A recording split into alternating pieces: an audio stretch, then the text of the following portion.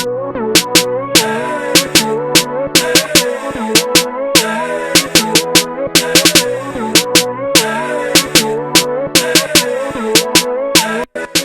artist Enrico, recording artist, a singer, and a songwriter from UK right now.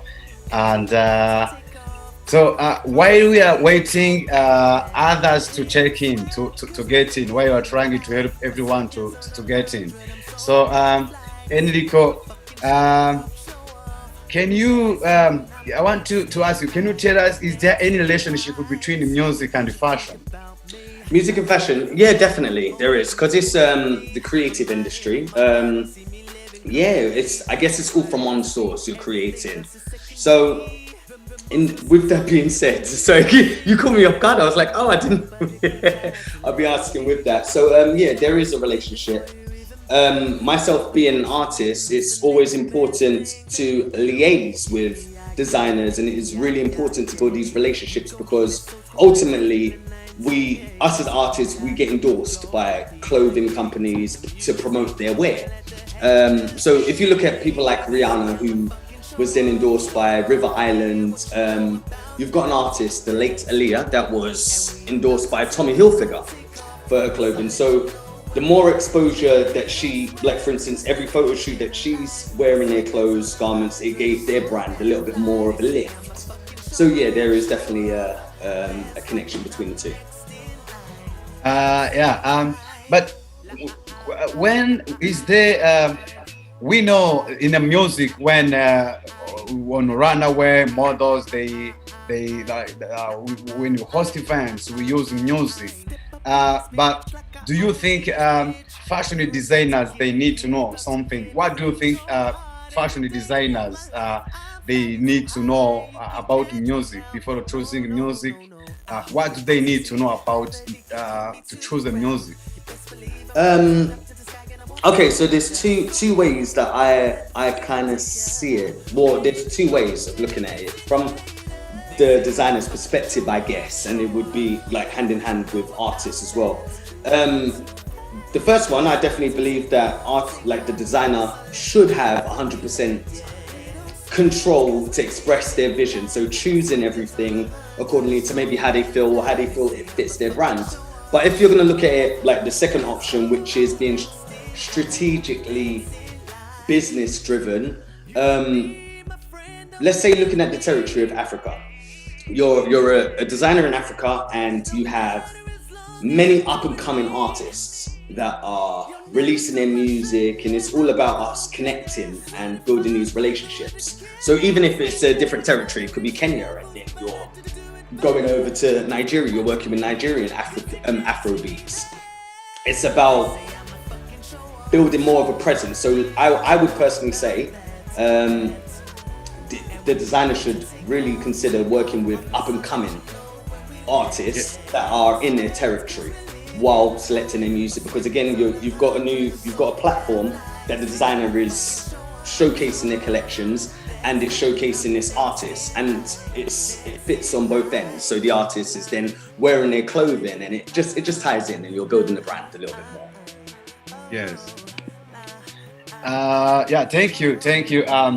But another thing, before we are going to while we are waiting our guests to our panelists to check in. So I also have another question. Music, you have said music, and there is a relationship between music and the fashion. So is there any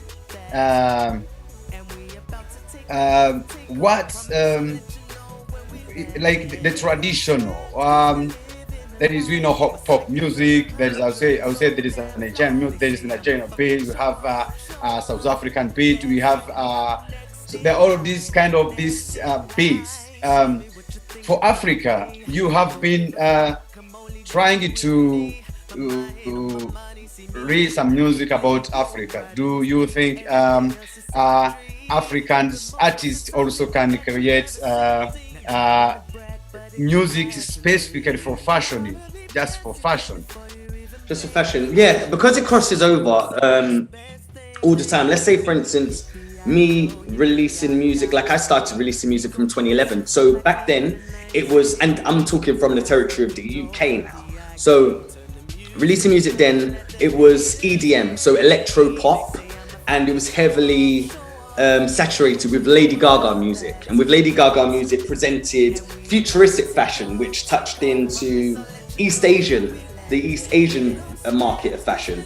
So moving forward, you've had the R&B push on things, and right now in the UK, the territory is Afrobeat, but we are using a lot more Western fashion with that in the UK. However, in Africa, I do feel that there is a big need to push traditional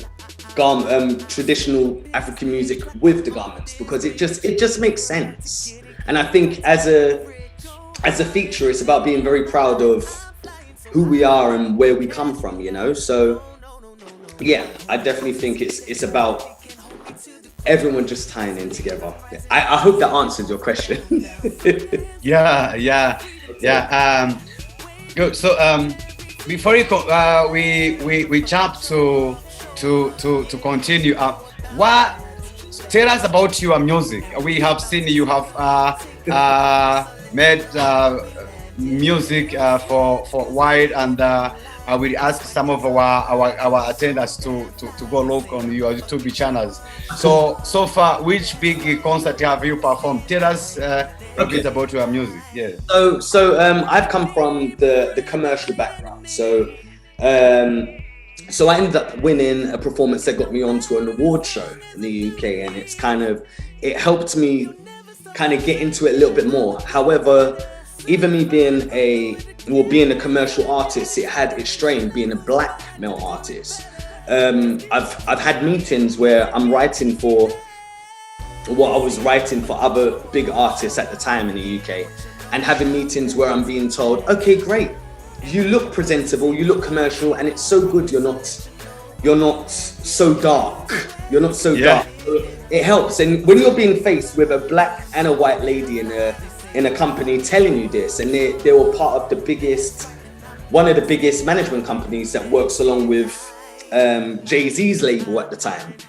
So having those, it can really break down your confidence. And again, in the UK is this whole unity that I'm talking about, and coming together and working within our bounds and this and that. Black people in the UK is very, very hard to do that. It's very hard to do that. There's less of a percentage of us over here as compared to if I was in Africa or in a part of the Caribbean. So it's about really supporting that. But I have pushed music, and I'll be honest with you, it's this whole thing that I'm talking about with connecting with each other. I think if there was more of that strength in numbers and less of us bickering or thinking that person's lighter, they will have something easier, they'll have an easier game or an easier experience within music, I think things may have shaped out to be a little bit different for myself. But I am pursuing music. I'm back at it again. I've got a new 2021 project that I'm pushing forward with. So it's an upcoming album that I'm working on. So I think just before we did this Zoom, you saw me there doing my vocal warm-ups, and I did. Yes, I did. So I'm back at it.